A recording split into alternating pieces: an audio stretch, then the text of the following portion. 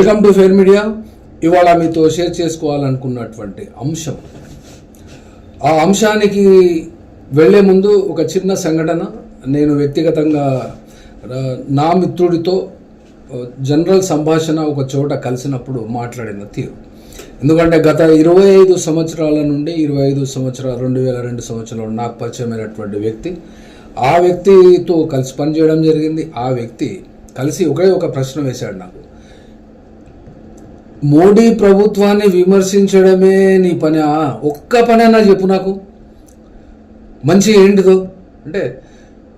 అరే మరి నిజానికి వ్యక్తిగతంగానైతే తనకున్నటువంటి పరిధిలో, సర్కిల్స్లో, లేదా ఎక్కడ ఎవరితో సంబంధాలు ఉన్నా కూడా అక్కడ భావ వ్యక్తీకరణ జరిగినప్పుడు ఇది సహజంగా వస్తున్నటువంటి మాట, ఎదుర్కొనేటువంటి మాటే. కాబట్టి నేను దానికి జవాబుగా అసలు మోడీ మంచి పని ఏంటిదో చెప్పు అంటే నీకు దండం పెడతా, ఇక నా వల్ల కాదు అని చెప్పిండు అతను.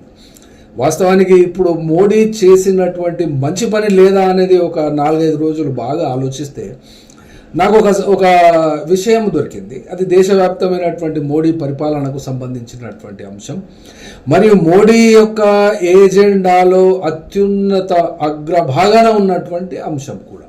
ఆ అంశం ఏంటి? ఇప్పుడు వచ్చింది బక్రీద్ పండుగ. 2 రోజులైతే భారతదేశంలో ఉన్నటువంటి ముస్లిమ్స్ అందరూ కూడా ఈ యొక్క బక్రీద్ పండుగ చేసుకుంటారు. ఈ బక్రీద్ పండుగ చేసుకునేటువంటి సందర్భం కంటే ముందు కూడా ఎప్పుడు కనబడరు కౌ విజిలెంటెస్ అనగా హిందూ ధర్మ రక్షకుల పేరుతో గోవధ నిషేధాన్ని అమలు చేసేటువంటి వాళ్ళు ఈ యొక్క జయ శ్రీరామ్ అనుకుంటా ఒక 20-30 మంది ఎవరన్నా కౌస్ అంటే ఆవులు కానీ ఎడ్లు కానీ తీసుకొని పోతుంటే పట్టుకొని అక్కడ నానా హంగామా సృష్టించి, రభస సృష్టించి పోలీస్ కేసులు చేయడం అనేది ఇక్కడ తెలంగాణ రాష్ట్రంలోను, ఆంధ్రప్రదేశ్లోను మరియు దేశవ్యాప్తంగా కూడా ఈ రకంగా జరుగుతున్నటువంటి ఈ యొక్క గోహత్య నిషేధము. ఈ గోహత్య నిషేధము అనేది చట్టం ప్రకారంగానైతే తెలంగాణ మరియు ఆంధ్రప్రదేశ్లో ఇది చట్టం చేయబడింది. ఈ చట్టానికి సంబంధించి ప్రపంచంలో గోవధకు సంబంధించి ఈ యొక్క బీఫ్, గొడ్డు మాంసాన్ని తినేటువంటి దేశాలలో ఇటీవల 2023లో ఉన్నటువంటి భారతదేశం 4వ స్థానం నుండి 24 ఒక్క సంవత్సరంలోనే మోడీ ప్రభుత్వము ఎంత అభివృద్ధి చేసింది బీఫ్ ఎక్స్పోర్ట్స్లో. అనగా 2024లో గత సంవత్సరం 2వ స్థానానికి బీఫ్ ఎక్స్పోర్ట్ మన ఇండియా నుండి విదేశాలకు ఎక్స్పోర్ట్ కావడం జరిగింది. అనగా ఈ ఎక్స్పోర్ట్ ఏ రకంగా జరుగుతుంది, ఎన్ని కంపెనీస్ ఉన్నాయి అంటే ఈ యొక్క పేద ప్రజలు, ముస్లిమ్స్కు సంబంధించినటువంటి పేదవాళ్ళు 95%, 99% వాళ్ళందరూ కూడా పావు కిలో మాంసానికి, అరకిలో మాంసానికి ఫ్రిడ్జ్లలో ఎన్కులాడి వాళ్ళను చంపేసినటువంటి కేసులు కూడా ఈ యొక్క దేశవ్యాప్తంగా మనకు చూసాము, అనుభవిస్తున్నాం కూడా. ఇప్పుడు ఈ 2 రోజుల తర్వాత వచ్చేటువంటి బక్రీద్ పండుగకి ఎన్ని లక్షల ఆవులు హతమవుతాయి, ఎన్ని ఎద్దులను కోసేస్తారు, తినేస్తారు అని ఇప్పుడు ఈ యొక్క అత్యంత మానవతావాదంతో, దృక్పథంతో యాడ్స్లో, సినిమాల్లో ఇవన్నీ కూడా చూపెడతారు.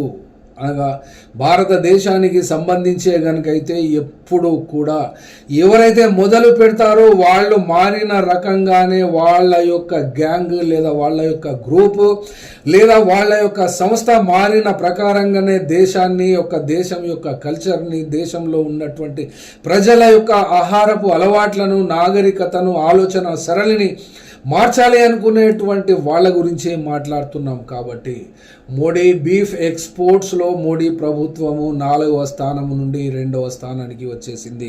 అనగా దీన్ని కనుక మెట్రిక్ టన్నులలో చెప్పాలనుకుంటే మిలియన్ మెట్రిక్ టన్స్ ఎక్స్పోర్ట్ అనేది ఇప్పటి వరకు 2025వ సంవత్సరములో ఎంత 1.64 మిలియన్ మెట్రిక్ టన్స్ను ఎక్స్పోర్ట్ చేస్తున్నది.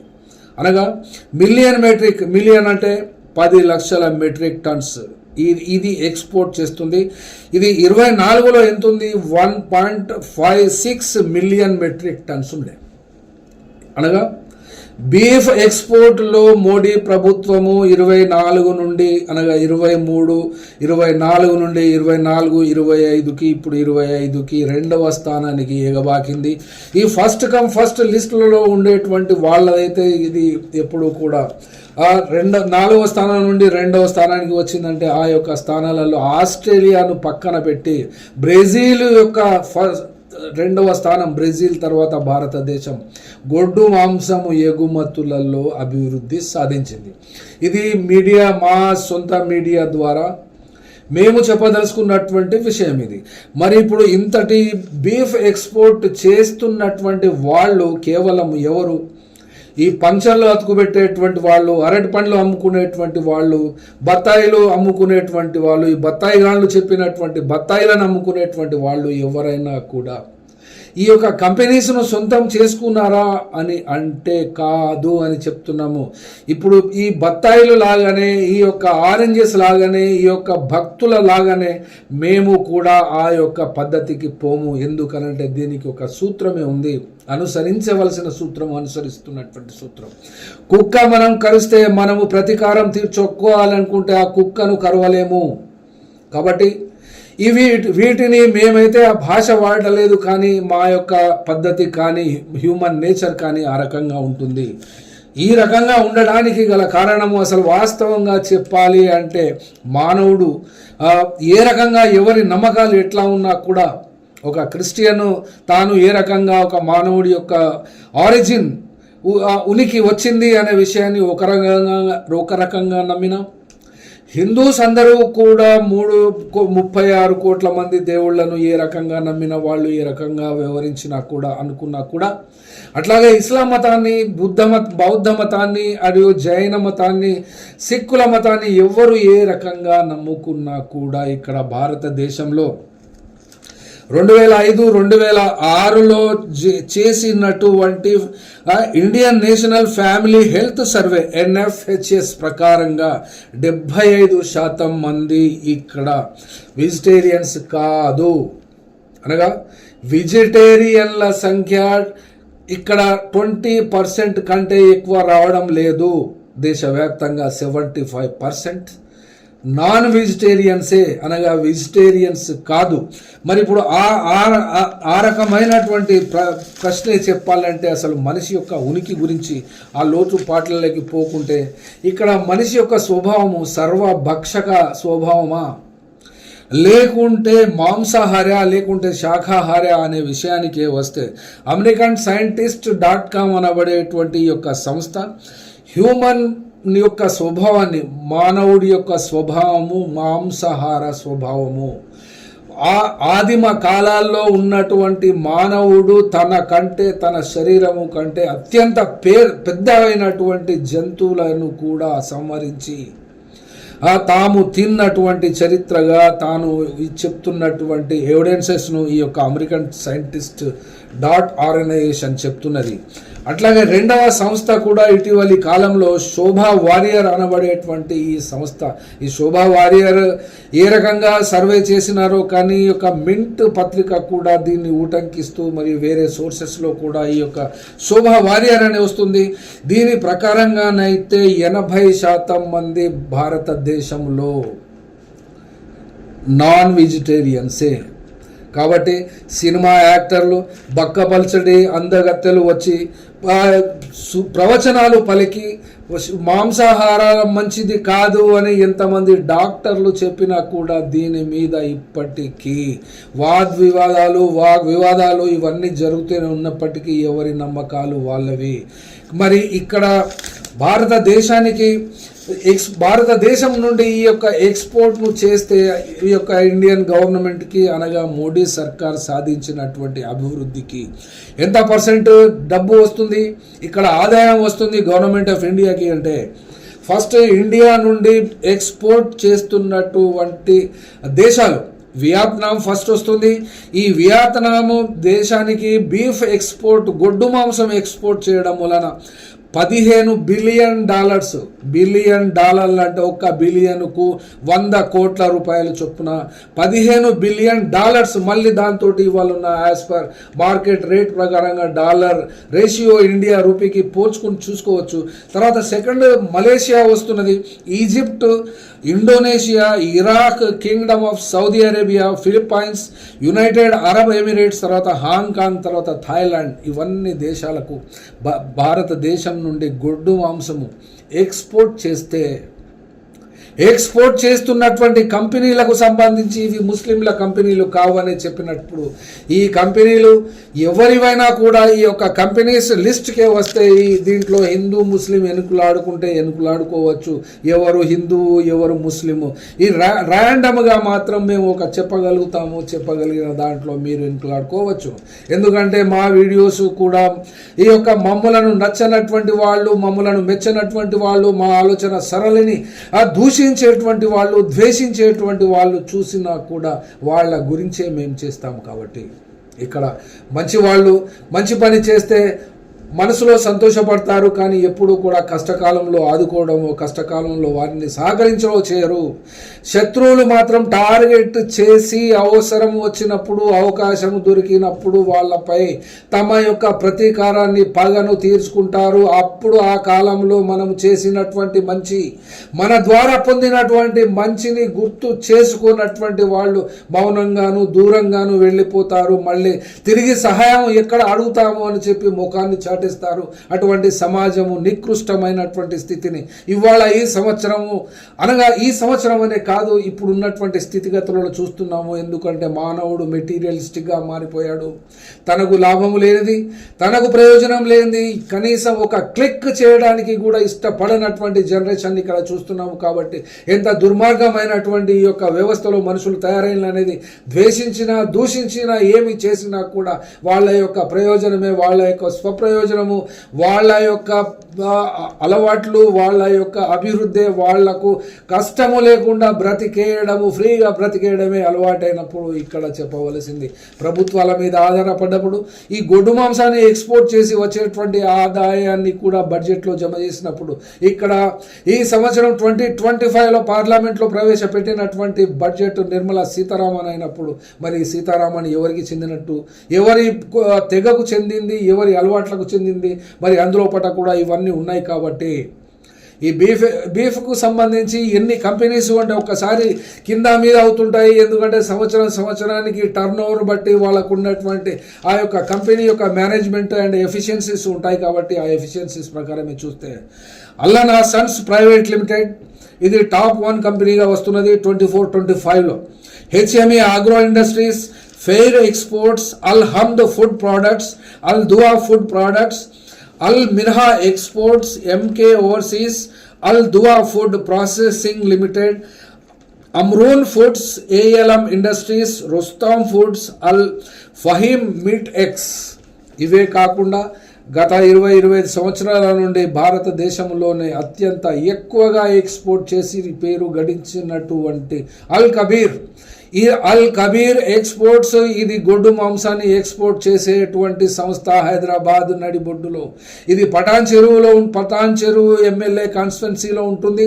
అక్కడ గూడెం మహిపాల్ రెడ్డి ఇప్పుడు కాంగ్రెస్ పార్టీలోకి మారినటువంటి వ్యక్తి. ఈ యొక్క పేరు ఎందుకు చెప్తున్నానంటే పక్కకే ఉన్నటువంటి గోషామహల్, ఈ గోషామహల్ బక్రీద్ పండుగ వచ్చిందంటే ఆ గోషామహల్లో ఉండేటువంటి ఎమ్మెల్యే ఇప్పుడు అక్కడ హైదరాబాద్ ముస్లింలకు సంబంధించినటువంటి జరిపే పండుగకు ఈ గొడ్లను పట్టుకోవడం, ఆ యొక్క బక్రీద్లో ఇవ్వవలసినటువంటి కుర్బానీని ఇవ్వనీయకుండా చేయడం.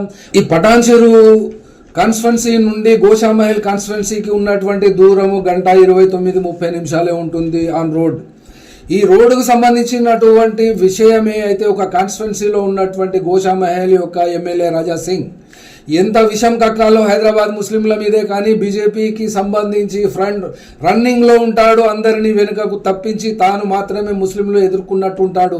కానీ ఇతని నిజ స్వరూపము మరియు శుభం ఏంటి అంటే హైదరాబాద్ ఎంపీ కాన్స్టిట్యున్సీలో గోషామహల్ కాన్స్టిట్యున్సీ కూడా ఒక్కటే. కాబట్టి అసదుద్దీన్ ఓవైసీ దేశవ్యాప్తంగా బీజేపీకి వ్యతిరేకంగా చెప్పినా కూడా వీళ్ళకు మధ్య ఉన్నటువంటి సంబంధాలను అయితే జగమెరిగినటువంటి సత్యమే, దాన్ని ఎవరు కాదనటం లేదు. కానీ ఈ యొక్క అల్ కబీర్ కంపెనీకి సంబంధించి లేదా భారతదేశంలో ఉన్నటువంటి ఎక్స్పోర్ట్ చేస్తున్నటువంటి ఈ యొక్క 50 కంపెనీలను కనుక చూసినట్లయితే ఈ బీఫ్ ఎక్స్పోర్ట్ కంపెనీలలో మొట్టమొదటిగానే బ్యాన్ చేసే సత్తా దమ్ము ధైర్యమే కనుక ఉన్నట్లయితే బీజేపీ ప్రభుత్వానికి, మోడీ అమిత్ షాకు ముందుగా ఈ యొక్క బీఫ్ ఎక్స్పోర్ట్స్ కంపెనీలను కనుక మూసి వేస్తే ఇది ఉపయోగకరంగా ఉంటుంది. మరి ఈ చట్టాన్ని గోవధ నిషేధ చట్టము భారతదేశంలో తీసుకొని వచ్చింది అనగా ఇది ఈ యొక్క భారత రాజ్యాంగంలో చెప్పబడినటువంటి అంశాలలో అనగా దీనికి సంబంధించి కేంద్రంలో ఉండేటువంటి లిస్ట్ ఒకటి ఉంటుంది, రాష్ట్రానికి సంబంధించిన లిస్ట్ ఒకటి ఉంటుంది, కాన్కరెంట్ లిస్ట్ అనేది ఒకటి ఉంటుంది. ఇది స్టేట్ జాబితాలో ఉంది. కాబట్టి పశువుల సంరక్షణ మరియు పశువులకు సంబంధించి వధించేటువంటివి నియమ నిబంధనావళి మరియు ఆ యొక్క చట్టం, దాని Telangana prohibition of cow slaughter and animal preservation act 1977.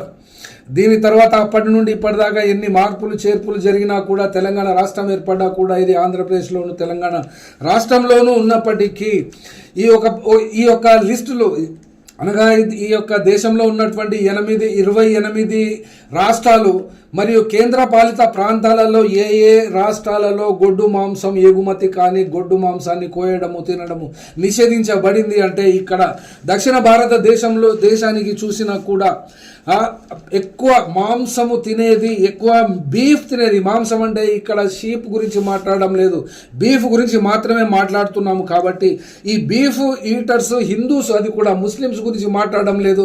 ఇక్కడ తిండికి సంబంధించినటువంటి ఆహారపు అలవాట్లలోనైతే వెనుకబడినటువంటి ఎస్సీ క్యాస్టులు తినబడేటువంటి గొడ్డు మాంసము, ముస్లింలు తినేటువంటి గొడ్డు మాంసంలో కూడా ఈ యొక్క ఏకీభావం ఉంది వాళ్ళ యొక్క ఆహారపు అలవాట్లలో. కానీ ఇటీవలి కాలంలో ఇవి కూడా పోలరైజ్ అయినప్పుడు ఈ యొక్క కొంతమంది ఇందులో తమకు తాము చెప్పుకుంటున్నటువంటి వాళ్ళు కానీ ఎస్సీస్ కేటగిరీలో ఉన్నా కూడా వాళ్ళు ఎవరిని సమర్థిస్తున్నారు, ఏ రకంగా సమర్థిస్తున్నారు, ఎవరి ప్రయోజనం కోసం సమర్థిస్తున్నారు అంటే మొట్టమొదటగా తమకు తాము మాత్రమే. అక్కడ వాళ్ళు స్వయంగా ప్రయోజనం ఉంటే తప్ప ఏమి చేయడం లేదు, కమ్యూనిటీకి చేయడం అనేటువంటి సెకండరీ ప్రశ్న వస్తుంది. వాళ్ళ కుటుంబము వాళ్ళు మాత్రమే బాగుపడేటట్టు మాత్రమే ప్రతి చోట ఈ యొక్క పోలరైజేషన్ ఎఫెక్ట్ బాగా జరిగింది. కాబట్టి ఇక్కడ సదరన్ స్టేట్స్లో చెప్పాలి అనుకుంటే గొడ్డు మాంసాన్ని తింటున్నది హిందువులు ఎవరు అంటే ఇక్కడ 32,80,000 మంది ఆంధ్రప్రదేశ్లో తింటున్నారు, తమిళనాడులో 31,40,000 మంది, అట్లాగే కేరళలో 15,05,000 మంది, కర్ణాటకలో 9 లక్షల మంది. వీళ్ళందరినీ హిందూ కేటగరైజేషన్లో గొడ్డు మాంసాన్ని తినేటువంటి కేటగిరీగా ఇక్కడ మనకు బోధపడుతున్నది. అట్లాగే మరి ఇప్పుడు ముస్లిమ్స్కు సంబంధించి కానీ ఈ యొక్క ఎస్సీ సమాజానికి సంబంధించి మాత్రమే వీరు తింటున్నారు అనడానికి ఇక్కడ వీల్లేదు. అట్లాగే ఇక్కడ చెప్తున్నటువంటి అత్యంత పెద్ద పండుగ మన పక్కన ఉన్నటువంటి భారతదేశానికి నేపాల్లో ఉంది. ఈ నేపాల్లో ఉన్నటువంటి ఒక టౌన్, ఆ టౌన్లో ప్రతి సంవత్సరము ప్రతిసారికి వాళ్ళు జరుపుకున్నటువంటి పండుగకు 5 లక్షల జంతువులను వధిస్తారు. అట్లాగే మన తెలంగాణ సమాజంలో కానీ ఆంధ్రప్రదేశ్లో కానీ తెలుగు కల్చర్ ఉన్నటువంటి వాళ్ళు పోచమ్మ, మైసమ్మ, బద్ది పోచమ్మ ఇవన్నీ కూడా దేవతలు, గ్రామ దేవతలుగా ఇదివరకు పూజించబడినారు, గౌరవించబడినారు. కాబట్టి ఇప్పటికీ జంతు బలుల యొక్క విషయాన్ని ఎవరు దీన్ని నిరాకరించడానికి వీలు లేనటువంటి సంస్కృతిని ఇక్కడ చరిత్రలో చూసాము, చదివాము కూడా. కాబట్టి ఇప్పుడున్నటువంటి మాటకు ఆర్టిఫిషియల్ ఇంటెలిజెన్స్లో ఎంత ఫేక్ ఇన్ఫర్మేషన్ తోటి నింపి పరేసిన, గూగుల్లో ఎంత ఫేక్ ఇన్ఫర్మేషన్ డంప్ చేసినా కూడా ఇవి చరిత్రలో పుస్తకాలలో లిఖించబడ్డటువంటి అంశమే. అయితే ఇది ఇప్పుడు ఈ యొక్క బీఫ్కు సంబంధించింది ఎక్కడి నుండి మొదలైంది అంటే భారతదేశానికి మొట్టమొదటిసారిగా ఆర్యులుగా చెప్పబడినటువంటి బ్రాహ్మణులు రచించినటువంటి ఈ యొక్క ఋగ్వేద గ్రంథములో జంతు బలుల యొక్క విషయము ఉంది.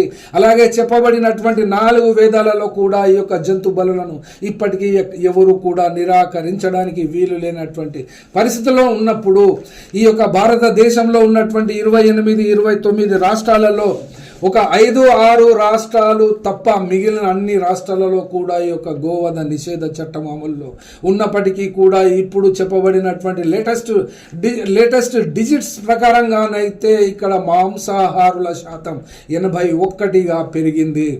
అట్లాగే బీఫ్ ఎక్స్పోర్ట్లో కూడా మోడీ ప్రభుత్వం పెరిగింది. కాబట్టి ఈ ఎక్స్పోర్ట్ చేస్తున్నటువంటి కంపెనీస్ లోపల ముస్లిమ్స్ ఎంత దాన్ని ఆ యొక్క కంపెనీలను గొడ్డు మాంసాన్ని ఎక్స్పోర్ట్ చేసేటువంటి కంపెనీస్లో బ్రాహ్మిన్స్ కూడా ఉన్నారు, హిందూస్ కూడా ఉన్నారు, అట్లాగే జైన మతం కూడా ఉంది. కాబట్టి వాళ్ళను వెనుకలాడుకొని వాళ్ళు ఎవరెవరు అని చెప్పుకోవాల్సినటువంటి వాళ్ళు ఆ విషయాన్ని ఆ పనిని ఎవరైతే ఈ యొక్క హిందూ సంస్కృతి పేరు చెప్పుకొని రాజకీయాలలో ఓట్లు దండుకుంటున్నారో, మామూలుగానైతే హిందూ సమాజము ఇప్పటి వరకు వందల వేల సంవత్సరాల నుండి భారతదేశంలో వికసిల్లినా కూడా ఎక్కడ కూడా ఈ యొక్క హిందూ మత కల్లోలాలు రాజ్యాధికారానికి సంబంధించి ఒక తొలి మెట్టుగా ఇక్కడ ఉన్నటువంటి డైరెక్ట్ యాక్సెస్గా డైరెక్ట్ మార్గంగా రాజమార్గంగా ఎప్పుడు జరగలేదు. కాబట్టి ఇప్పుడు వచ్చినటువంటి వాళ్ళు కూడా ఈ యొక్క గోవధ నిషేధ చట్టాన్ని ఖచ్చితంగా అమలు చేయాలని చెప్పి వచ్చి పోలీస్ స్టేషన్లకు దరఖాస్తులు పెట్టి పోయేటువంటి ఆవులను తీసుకుపోయేటువంటి వాళ్ళను పట్టుకొని కేసులు పెట్టించడం అనేది ఇప్పుడు కౌ విజిలెన్స్ పేరిట ఈ దుర్మార్గమైనటువంటి వాళ్ళు ఆర్ఎస్ఎస్, విశ్వ హిందూ పరిషత్, బీజేపీ వాళ్ళు మాత్రమే చరిత్రను తెలుసుకోకుండా ఒక రౌడీలుగా ఒక గూండాలుగా రోడ్ల మీదకి వచ్చి ఇక్కడ చేసినట్లయితే తెలంగాణలోను ఆంధ్రప్రదేశ్లోను మరియు ఎక్కడెక్కడైతే ఈ ముస్లిమ్స్ పావు కిలో కిలో మాంసానికి ఈ యొక్క బక్రీద్ పండుగకు ఎవరైనా షీప్స్ దాని యొక్క కుర్బానీ మాంసాన్ని అందరికీ పంచి మాత్రమే తింటారు, తాము ఒక్క కుటుంబంలో మాత్రమే తినరు. గొడ్డు మాంసాన్ని కూడా ఊరందరికీ పంచేస్తారు తప్ప వాళ్ళు ఒక్కరు ఆ కుటుంబానికి తినరు. కాబట్టి ఇది సమాజానికి సంబంధించినటువంటి అంశమే. ఈ పంచినటువంటి మాంసాన్ని అడ్డుకోవడానికి అంటే తినబోయేటువంటి కంచంలోకి వెళ్ళి ఆ యొక్క కూడను గుంజుకోవడమే అవుతుంది. కాబట్టి ఇటువంటి దుర్మార్గులను ఆట కట్టించాలంటే తెలంగాణ ప్రభుత్వము ఈ యొక్క గోవధ నిషేధ చట్టాన్ని సంపూర్ణంగా ఎత్తివేయాలని చెప్పి మేము ఆశిస్తూ సెలవు. ఫెయిర్ మీడియాకు స్వాగతం. మా ఛానల్ను సబ్స్క్రైబ్ చేసుకోండి మరియు మా వీడియోలను చూడండి. ప్రతి అప్డేట్ల కోసం బెల్ ఐకాన్ను ఆన్ చేయండి. మేము నిజమైన మరియు ఫెయిర్ వార్తలు మరియు రాజకీయ అప్డేట్లను అందిస్తాము.